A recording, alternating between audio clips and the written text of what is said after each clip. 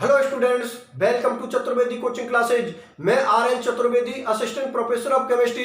तो स्टूडेंट्स, आज के इस लेक्चर में मैं आप लोगों के सामने डिस्कशन करूंगा हाइड्रो हैलोजनीकरण अभिक्रियाओं के बारे में कि ये हाइड्रो हैलोजनीकरण अभिक्रिया क्या होती है। देखो, मैं आप लोगों के लिए बता देता हूं, इससे पहले वाले लेक्चर में मैंने आप लोगों के सामने डिस्कशन किया था हैलोजनीकरण अभिक्रियाओं के बारे में। मतलब मैंने क्या किया था, एल्कीन पर हैलोजन का योग करवाया था।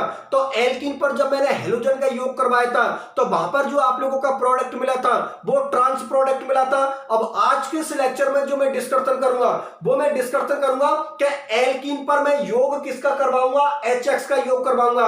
और जब एल्कीन पर हम HX का योग करवाते हैं तो ऐसी अभिक्रियाओं को हम क्या बोलते हैं, हाइड्रो हैलोजनीकरण अभिक्रिया।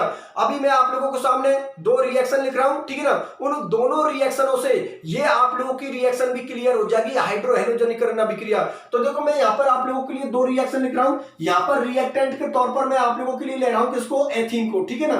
रिएक्टेंट के तौर पर मैंने किसको लिख लिया, एथीन को ले लिया। और उसकी रिएक्शन मैं किसके साथ करवा रहा हूं, HX के साथ करवा रहा हूं, ठीक है ना। और एक मैं आप लोगों के लिए यहां पर ले रहा हूं एल्कीन की मेंबर को, प्रोपीन को ले रहा हूं, ठीक है ना। एक मैं यहां पर आप लोगों को सामने ले रहा हूं प्रोपीन को।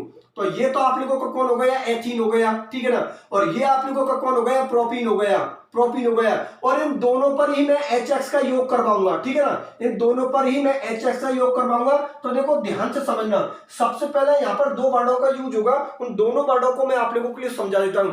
एक होती है आप लोगों की सममित एल्कीन, मतलब सिमेट्रिकल एल्कीन, और एक होती है आप लोगों की असम्मित एल्कीन, मतलब अनसिमेट्रिकल एल्कीन। तो सबसे पहले तो मैं आप लोगों के लिए ये बता देता हूं कि सममित एल्कीन हम किनको बोलते हैं और असम्मित एल्कीन हम किनको बोलते हैं। मतलब सिमेट्रिकल एल्कीन हम किनको बोलते हैं और अनसिमेट्रिकल एल्कीन हम किनको बोलते हैं, ठीक है ना। तो देखो, सममित एल्कीनों के बारे में बता देता हूं। सममित एल्कीन या सिमेट्रिकल एल्कीन हम उन ऑर्गेनिक कंपाउंडों को बोलते हैं जिनमें डबल बॉन्ड से दोनों ही सेम ग्रुप जुड़े हों, वो तो आप लोगों की सममित एल्कीन हो गई। और यदि डबल बॉन्ड से दोनों ही ग्रुप आप लोगों के अलग अलग हैं तो वो आप लोगों की असम्मित एल्कीन हो गई। इसको एक्सप्लेन करने के लिए मैंने दो रिएक्शन आप लोगों के सामने लिखी है। ये मैंने यहां पर किसको लिया है, एथीन को लिया है।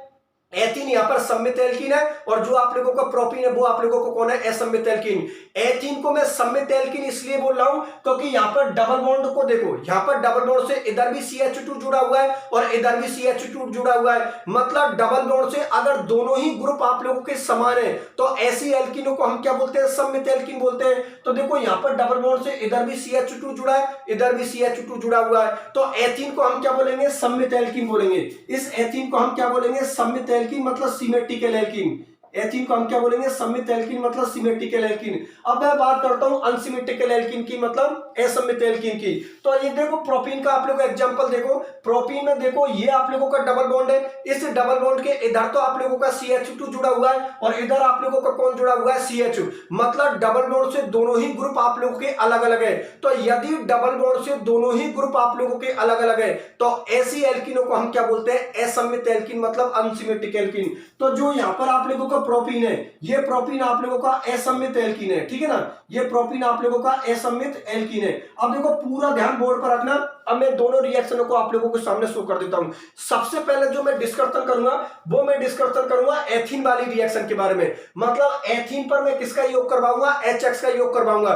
तो देखो, रिएक्शन करने का सबसे सीधा पैटर्न मैंने आप लोगों के लिए क्या बता रखा है कि क्रियाधार और अभिकर्मक को, मतलब सबस्ट्रेट को और रिएजेंट को प्लस माइनस में तोड़ो और अपोजिट करके जोड़ दो। तो ये तो आप लोगों का क्रियाधार सबस्ट्रेट हो गया और ये आप लोगों का अभिकर्मक, मतलब रिएजेंट हो गया। इनको प्लस माइनस में तोड़ दो और अपोजिट करके जोड़ दो। तो मैं अपनी तरफ से इस तरीका से मान के चलता हूं कि माना कि अगर मैं इस बॉन्ड को इस तरीका से तोड़ता हूं तो इस पर पॉजिटिव आता है, इस पर नेगेटिव। और HX के बारे में तो हम जानते हैं, H पर कौन सा चार्ज होता है, पॉजिटिव, और हाइड्रोजन पर कौन सा चार्ज होता है, नेगेटिव। तो देखो, अब आपका अगला क्वेश्चन ये होगा कि सर, आपने बॉन्ड के इलेक्ट्रॉनों को इस तरीका से तोड़ा है, आप इस तरीका से भी तो तोड़ सकते हो। बिल्कुल तोड़ सकते हो।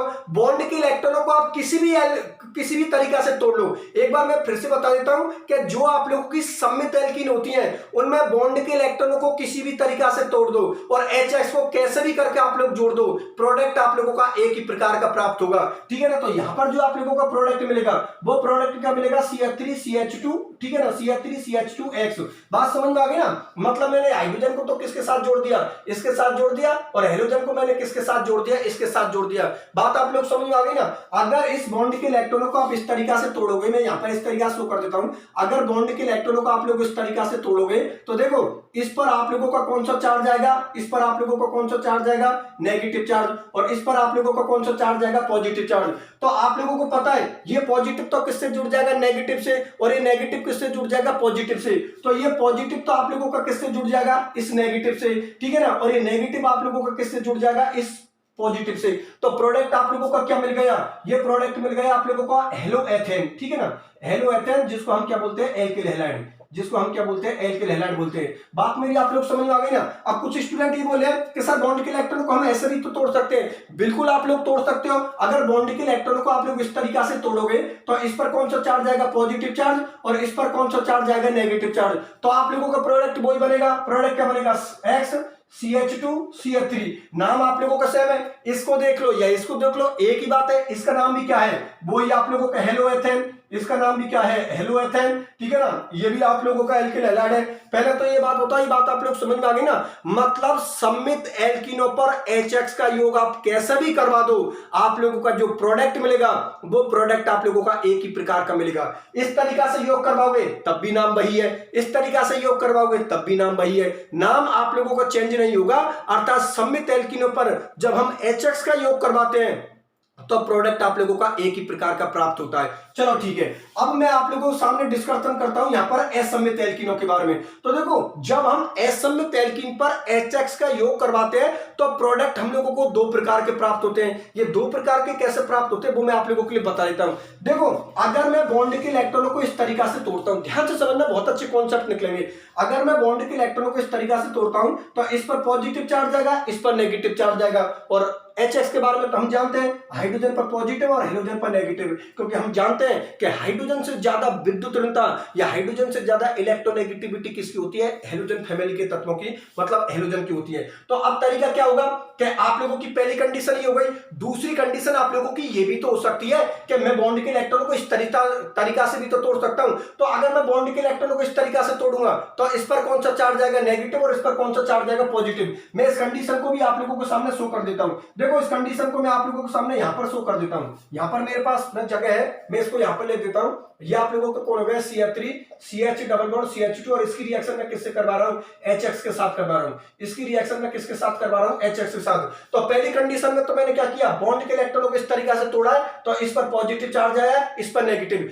दूसरी कंडीशन में ये भी तो हो सकता है कि बॉन्ड के इलेक्ट्रॉन इस तरीका भी तो टूट सकते हैं, तो बिल्कुल टूट सकते हैं। अगर मैं बॉन्ड के इलेक्ट्रॉनों को इस तरीका से तोड़ता हूं तो इस पर नेगेटिव चार्ज आएगा और इस पर पॉजिटिव। बाकी के HX के बारे में पता, हाइड्रोजन पर पॉजिटिव और हेलोजन पर आप लोगों का कौन सा चार्ज होगा, नेगेटिव। अब देखो ध्यान से समझना, जब हम प्रोपीन पर इस तरीका से HX का योग करवाते हैं तो ये हाइड्रोजन आप लोगों को कहां पर जुड़ जाएगा, CH2 के पास में, और ये हेलोजन आप लोगों को किससे जुड़ जाएगा, CH के पास में, क्योंकि ये पॉजिटिव तो किसके पास में जाएगा, नेगेटिव के पास में, और ये नेगेटिव किसके पास में जाएगा, पॉजिटिव के पास में। और ये बात आप लोगों को पता होनी चाहिए कि यहां पर जो पहला अटैक करेगा वो पहला अटैक कौन करेगा, H+, क्योंकि जिसके पास में पॉजिटिव चार्ज है वही आप लोगों का इलेक्ट्रोफाइल है। और ये जो हम रिएक्शन पढ़ रहे हैं, ये रिएक्शन हम इलेक्ट्रॉन योगात्मक अभिक्रियाओं के अंदर पढ़ रहे हैं। इसका मतलब इन अभिक्रियाओं में क्रियाधार पर पहला अटैक किसका होता है, इलेक्ट्रोफाइल का होता है। तो ये तो आप लोगों का इलेक्ट्रोफाइल हो गया, भाई इलेक्ट्रोफाइल पर पॉजिटिव चार्ज होता है। और ये आप लोगों का न्यूक्लियोफाइल हो गया, क्योंकि न्यूक्लियोफाइल के पास में नेगेटिव चार्ज होता है। और हम अभिक्रिया कौन सी पढ़ रहे हैं, इलेक्ट्रॉन स्नेह योगात्मक अभिक्रिया। ये हेलोजनीकरण अभिक्रिया और ये हाइड्रो हेलोजनीकरण अभिक्रिया किसके एग्जांपल है, इलेक्ट्रॉन स्नेह योगात्मक अभिक्रियाओं के। इसलिए यहां पर पहला अटैक किसको होगा, इलेक्ट्रोफाइल का। तो पहला इलेक्ट्रोफाइल किससे जुड़ जाएगा, CH2 से, क्योंकि इसके पास में नेगेटिव चार्ज है। फिर आप लोगों का हेलोजन किसके साथ जुड़ जाएगा, इसके साथ। तो जो आप लोगों को प्रोडक्ट मिलेगा वो प्रोडक्ट आप लोगों को ये मिलेगा CH3 CH, ठीक है ना। यहाँ पर X को जोड़ दो और यहाँ पर किसको लिख दो, CH3 को। यहाँ पर जो आप लोगों का प्रोडक्ट मिला वो मिला 2-हेलोप्रोपेन, ठीक है ना। प्रोडक्ट का नाम कौन है, 2-हेलोप्रोपेन, ठीक है ना। तो एक तरीका का प्रोडक्ट तो आप लोगों को ये मिल गया। लेकिन यदि बॉन्ड के इलेक्ट्रॉनों को आप इस तरीका से तोड़ोगे तो प्रोडक्ट दूसरा मिलेगा। दूसरा प्रोडक्ट ये मिलेगा कि ये हाइड्रोजन तो किसके साथ जुड़ जाएगा, आप लोगों का नेगेटिव के पास में, और ये नेगेटिव आप लोगों का किसके पास में जुड़ जाएगा, पॉजिटिव के पास में। तो जो प्रोडक्ट मिलेगा वो आप लोगों को ये मिलेगा CH2 और आप लोगों का ये यहाँ पर कौन जोड़ दिया, मैंने हेलोजन को जोड़ दिया। तो इसका जो नाम हुआ वो हुआ 1-हेलोप्रोपेन। इसका जो नाम हुआ वो क्या हुआ, 1 हेलोप्रोपेन। अब देखो ध्यान से समझना, जब हमने, ध्यान से समझना, बहुत अच्छे कॉन्सेप्ट निकलकर सामने आएंगे। जब हमने सममित एल्कीनों पर HX का योग करवाया था तो प्रोडक्ट हम लोगों को एक ही प्रकार का मिला। चाहे प्रोडक्ट इस तरीका से बना लो, चाहे प्रोडक्ट इस तरीका से बनाना, दोनों के नाम सेम है। मतलब सममित एल्कीनों पर जब मैंने HX का योग करवाया है तो प्रोडक्ट हम लोगों को एक ही प्रकार का मिला है। लेकिन जब मैंने असममित एल्कीन पर HX का योग करवाया है तो हम लोगों को 2 प्रकार के प्रोडक्ट प्राप्त हुए हैं। एक तो हमको 2 हेलोप्रोपेन प्रोडक्ट प्राप्त हुआ है और एक हम लोगों को 1 हेलोप्रोपेन प्रोडक्ट प्राप्त हुआ है। तो हम लोगों का मेजर प्रोडक्ट कौन सा है, हम लोगों का मेन प्रोडक्ट कौन सा है, यह चीज को समझाने के लिए एक मार्कोनिकॉफ नाम का साइंटिस्ट आया था। उसने अपने नियम को दिया था, तो अपने नियम में उसने क्या बात बोली थी वो मैं आप लोगों के लिए एक्सप्लेन करूंगा।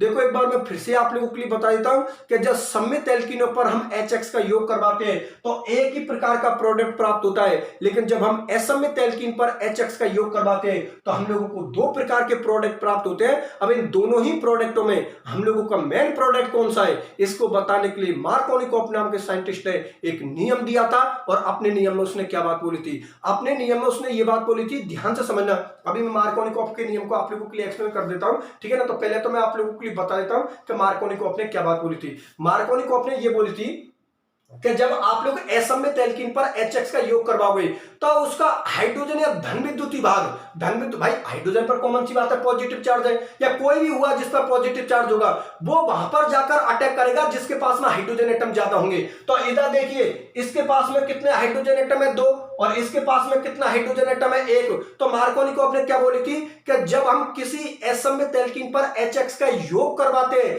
तो उसका हाइड्रोजन या धन विद्युतीय भाग उस कार्बन परमाणु के साथ जुड़ता है जिस पर पहले से ही हाइड्रोजन परमाणु की संख्या ज्यादा होती है। तो देखो इस कार्बन के पास में कितने हाइड्रोजन एटम है, 2, और इस कार्बन के पास में कितने हाइड्रोजन एटम है, 1। और मार्कोनिकॉफ का नियम क्या बोलता है कि हाइड्रोजन या धन विद्युतीय भाग उस कार्बन परमाणु के साथ जुड़ता है जिस पर पहले से ही हाइड्रोजन परमाणु की संख्या ज्यादा हो।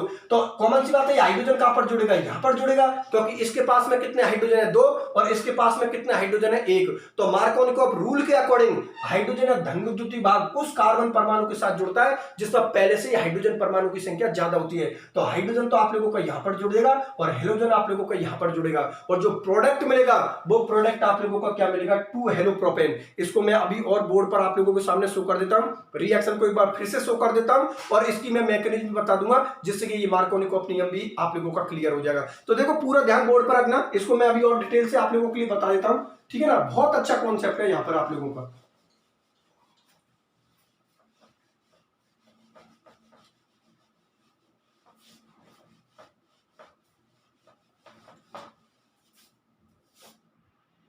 मैं यहां पर लिख देता हूं मार्कोनिकॉफ का नियम, ठीक है ना। मार्कोनिकॉफ का नियम, मार्कोनिकॉफ का नियम, ठीक है ना। साइंटिस्ट का नाम है मार्कोनिकॉफ। तो इसने क्या बात बोली थी वो मैं आप लोगों के लिए बता देता हूं। तो देखो अभी मैंने आप लोगों के लिए यहां पर किसको लिखा था, प्रोपीन को लिखा था, ठीक है ना। किसको लिखा था, मैंने आप लोगों के सामने प्रोपीन को लिखा था, और उसकी रिएक्शन मैंने किसके साथ करवाई थी, HX के साथ, ठीक है ना। उसकी रिएक्शन मैंने किसके साथ करवाई थी, HX के साथ। तो यहां पर लिख देता हूं, ये आप लोगों की कौन है, प्रोपीन, ठीक है ना। प्रोपीन हम लोगों का कौन हो गया, असममित एल्कीन, मतलब अनसिमेट्रिकल एल्कीन हो गई। प्रोपीन हम लोगों की क्या हो गई, असममित एल्कीन, ठीक है ना। और मैंने आप लोगों से क्या बात बोली है कि मार्कोनिकॉफ नाम के साइंटिस्ट ने क्या बात बोली थी कि जब भी कभी असममित एल्कीन पर हम HX का योग करवा रहे हैं तो उसका हाइड्रोजन या धन विद्युतीय भाग उस कार्बन परमाणु के साथ जुड़ता है जिस पर पहले से ही हाइड्रोजन परमाणु की संख्या ज्यादा होती है। तो देखो ये आप लोगों का डबल बॉन्ड रहा, यहां पर आप लोगों को कौन है, CH2। तो इस कार्बन के पास में कितने हाइड्रोजन एटम है, 2, और इस कार्बन के पास में कितना हाइड्रोजन एटम है, 1। तो रूल क्या बोलता है, रूल ये बोलता है कि जो आप लोगों का ये हाइड्रोजन एटम है, ठीक है ना, जो आप लोगों का ये हाइड्रोजन एटम है ये उस कार्बन के साथ जुड़ेगा जिस पर पहले से ही हाइड्रोजन परमाणु की संख्या ज्यादा होती है। तो कॉमन सी बात है, ये हाइड्रोजन तो आप लोगों का यहां पर जुड़ेगा और ये हेलोजन आप लोगों का यहां पर जुड़ेगा। और हाइड्रोजन पहले इसलिए जुड़ता है क्योंकि हाइड्रोजन यहां पर इलेक्ट्रोफाइल की तरह काम कर रहा है, और हम लोगों की जो अभिक्रिया चल रही है वो अभिक्रिया चल रही है इलेक्ट्रॉन स्नेह योगात्मक अभिक्रिया। इसका मतलब यहां पर जो पहला अटैक करेगा वो पहला अटैक कौन करेगा, इलेक्ट्रोफाइल। और इलेक्ट्रोफाइल की पहचान करना मैंने आप लोगों के लिए बताई है कि जिस स्पीशीज पर पॉजिटिव चार्ज होगा वही आप लोगों का इलेक्ट्रोफाइल होगा। तो यहां पर जो आप लोगों का फाइनल प्रोडक्ट बनेगा वो फाइनल प्रोडक्ट आप लोगों का बनेगा 2 हेलोप्रोपेन, यहाँ पर जो आप लोगों का फाइनल प्रोडक्ट बना है, ये फाइनल प्रोडक्ट आप लोगों का क्या बना है, 2 हेलोप्रोपेन। तो ये जो 2 हेलोप्रोपेन है आप लोगों का, ये आप लोगों का मेजर प्रोडक्ट है, ठीक है ना। 2 हेलोप्रोपेन, ये 2 हेलोप्रोपेन है, वो आप लोगों का मेजर प्रोडक्ट है, ठीक है ना। ये बात आप लोग समझ में आ गई ना कि 2 हेलोप्रोपेन आप लोगों का मेजर प्रोडक्ट है, मतलब मुख्य उत्पाद है, और जो 1 हेलोप्रोपेन है वो आप लोगों का लघु उत्पाद है, मतलब माइनर प्रोडक्ट है। तो हम लोगों को तो यहाँ पर मेजर प्रोडक्ट से मतलब है, तो मेजर प्रोडक्ट मैंने आप लोगों को सामने लिख दिया कि 2 हेलोप्रोपेन हम लोगों का मेजर प्रोडक्ट है, और ये प्रोडक्ट हम लोगों को किसके अकॉर्डिंग मिला है, मार्कोनिकॉफ नियम के अकॉर्डिंग मिला है। बात समझ में आ गई, चलो ठीक है, बहुत अच्छी बात है। अब मैं मार्कोनिकॉफ नियम की मैकेनिज्म को और बता देता हूं कि मैकेनिज्म में किस तरीका से यहां पर हम लोगों को 2 हेलोप्रोपेन प्रोडक्ट मिलता है। तो देखो मैं आप लोगों के लिए इसकी मैकेनिज्म को बताता हूं, मार्कोनिकॉफ नियम की मैकेनिज्म को और बता देता हूं, जिससे कि आप लोगों को ये कंफर्म हो जाएगा कि 2 हेलोप्रोपेन ही हम लोगों का मेजर प्रोडक्ट होगा। तो देख लो मैकेनिज्म भी देख लो इसकी, इसको पूरे को मिटा देता हूं, ठीक है ना, मैकेनिज्म एक्सप्लेन कर देता हूं।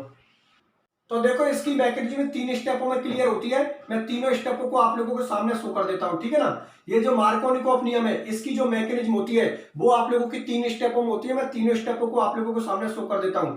स्टेप फर्स्ट में क्या होता है आप लोगों का, जो स्टेप फर्स्ट होता है उसमें HX का जो मॉलिक्यूल्स है वो टूट जाता है। देखो हम जानते हैं कि यहाँ पर हाइड्रोजन से ज्यादा विद्युत ऋणता किसकी होती है, हेलोजन की होती है। तो कॉमन सी बात है, बॉन्ड के इलेक्ट्रॉनों को कौन ले जाता है, हेलोजन ले जाता है, ठीक है ना। बॉन्ड के इलेक्ट्रॉनों को कौन ले जाता है, हेलोजन ले जाता है। तो हाइड्रोजन पर तो यहाँ पर कौन सा चार्ज आएगा, पॉजिटिव, और हेलोजन पर यहाँ पर कौन सा चार्ज आएगा, नेगेटिव चार्ज। मतलब ये हाइड्रोजन तो हम लोगों का कौन हो गया, इलेक्ट्रोफाइल हो गया, मतलब इलेक्ट्रॉन स्नेही हो गया, और हेलोजन हम लोगों का क्या हो गया, नाभिक स्नेही हो गया, मतलब न्यूक्लियोफाइल हो गया, ठीक है ना। हाइड्रोजन यहाँ पर किसकी तरह काम कर रहा है, इलेक्ट्रॉन स्नेही की तरह काम, मतलब इलेक्ट्रोफाइल की तरह काम कर रहा है। अब आप लोगों को पता है कि हम रिएक्शन कौन सी पढ़ रहे हैं, इलेक्ट्रॉन स्नेही योगात्मक का विक्रिया। इसका मतलब ये हुआ कि यहाँ पर क्रियाधार अनुपात जो पहला अटैक करेगा, वो पहला अटैक कौन करेगा, H+, मतलब इलेक्ट्रोफाइल। तो चलो ठीक है, सेकंड स्टेप को देखते हैं। तो सेकंड स्टेप में आप लोगों का क्या होता है, जो आप लोगों का स्टेप सेकंड होता है उसमें मैं प्रोपीन के मॉलिक्यूल्स को तोड़ के बताता हूं आप लोगों के लिए, ठीक है ना। यहाँ पर जो आप लोगों का प्रोपीन मतलब जो एल्कीन का मॉलिक्यूल्स है उसको तोड़ के बता देता हूं।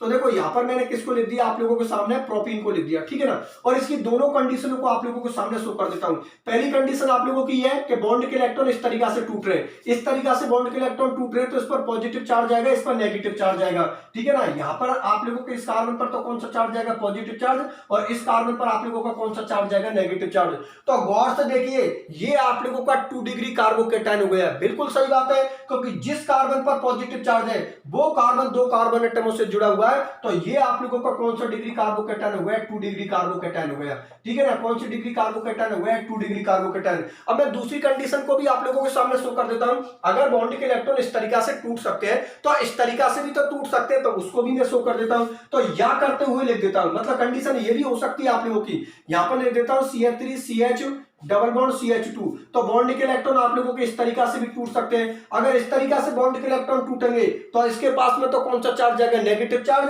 और इसके पास में कौन सा चार्ज जाएगा, पॉजिटिव चार्ज। तो सेकंड कंडीशन आप लोगों की ये हो जाएगी कि यहाँ पर आप लोगों का 1 डिग्री कार्बोकेटायन बन जाएगा, ठीक है ना। इसके पास में तो कौन सा चार्ज जाएगा, नेगेटिव चार्ज, और इसके पास में कौन सा चार्ज जाएगा, पॉजिटिव चार्ज।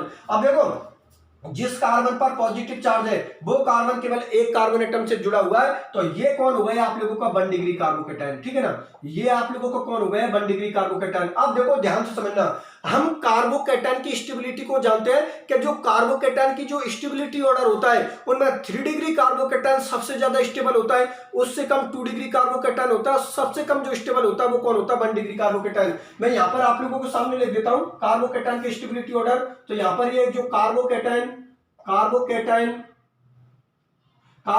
का स्थायित्व क्रम, कार्बोकेटायन का स्थायित्व का क्रम, स्टेबिलिटी ऑर्डर, स्थायित्व का क्रम मतलब स्टेबिलिटी ऑर्डर होता है। उनमें क्या होता है, 3 डिग्री कार्बोकेटायन सबसे ज्यादा स्टेबल होता है, उससे कम 2 डिग्री कार्बोकेटायन होता है, और सबसे कम जो स्टेबल होता है वो आप लोगों को कौन होता है, 1 डिग्री कार्बोकेटायन।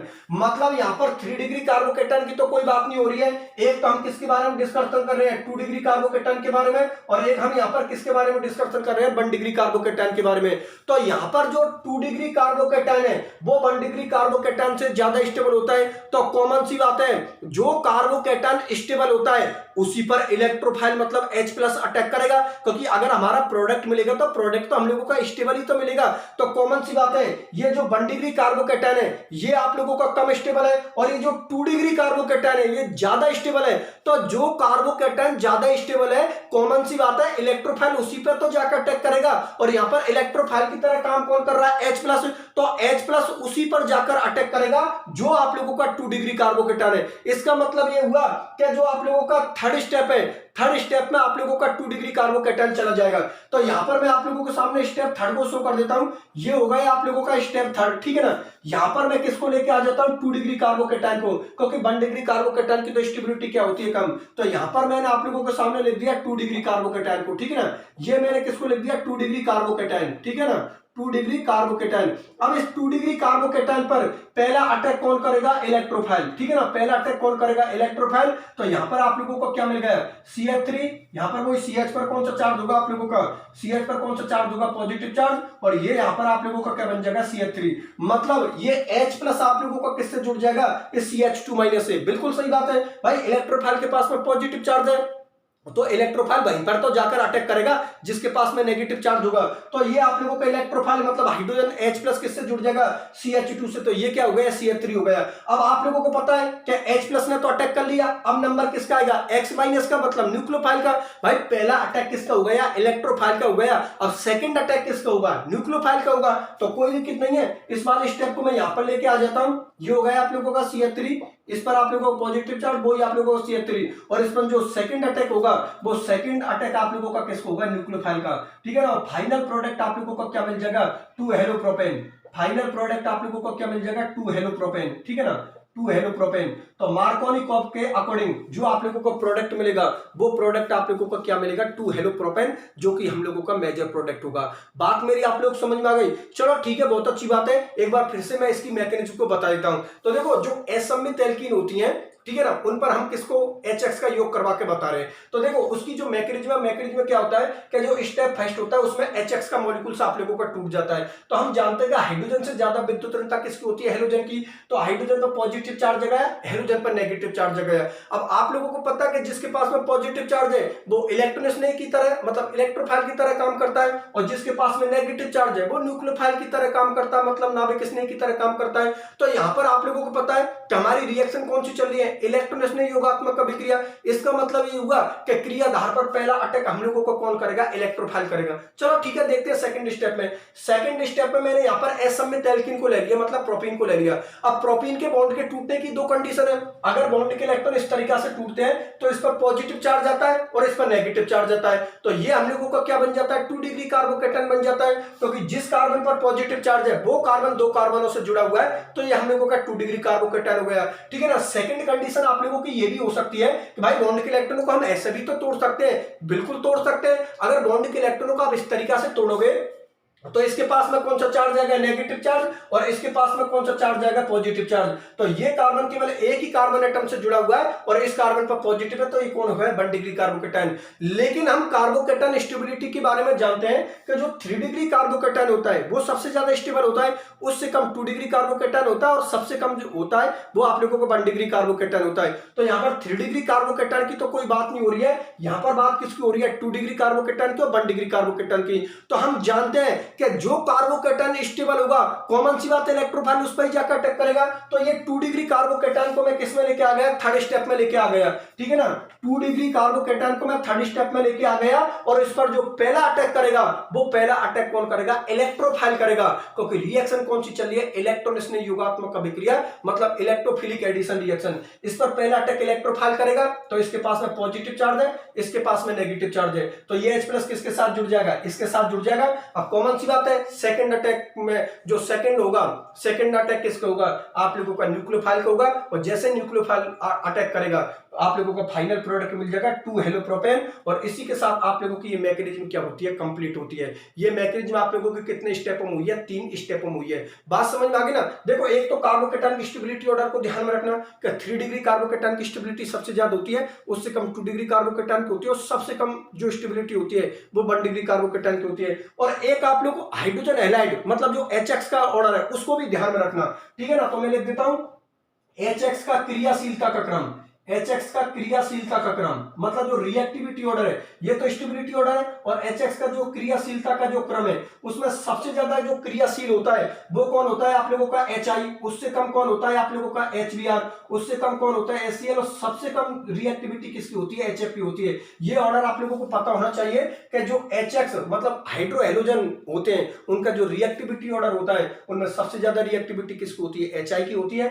उससे कम HBr की होती है, उससे कम HCl की होती है, और सबसे कम जो रिएक्टिविटी होती है वो किसकी होती है, HF की होती है। ये सारी चीजें आप लोगों को पता होनी चाहिए। और मार्कोनी को नियम को मैंने आप लोगों के लिए बता दिया कि जब भी कभी असममित एल्कीन पर HX का योग हो रहा है तो उसका हाइड्रोजन या धन विद्युतीय भाग उस कार्बन परमाणु के साथ जुड़ता है जिस पर पहले से हाइड्रोजन परमाणु की संख्या ज्यादा होती है। ये मार्कोनी को नाम के साइंटिस्ट ने नियम दिया था और मैकेनिज्म को बताकर उसने अपने नियम को एक्सप्लेन कर दिया। बात समझ में आ गई ना? ठीक है स्टूडेंट्स, फिर इसी के साथ आप लोगों की ये आज की रिएक्शन हाइड्रो हैलोजनीकरण कंप्लीट होती है, और हाइड्रो हैलोजनीकरण रिएक्शन के साथ ही आप लोगों की इलेक्ट्रॉन स्नेह योगात्मक अभिक्रिया भी कंप्लीट होती है। अब अगले लेक्चर में मैं जो डिस्कशन करूंगा वो मैं डिस्कशन करूंगा नाभिक स्नेह योगात्मक अभिक्रियाओं के बारे में, मतलब न्यूक्लियोफिलिक एडिशन रिएक्शनों के बारे में। ठीक है स्टूडेंट्स, तो जुड़े रहिए मेरे साथ, मिलता हूं अगले लेक्चर में। धन्यवाद।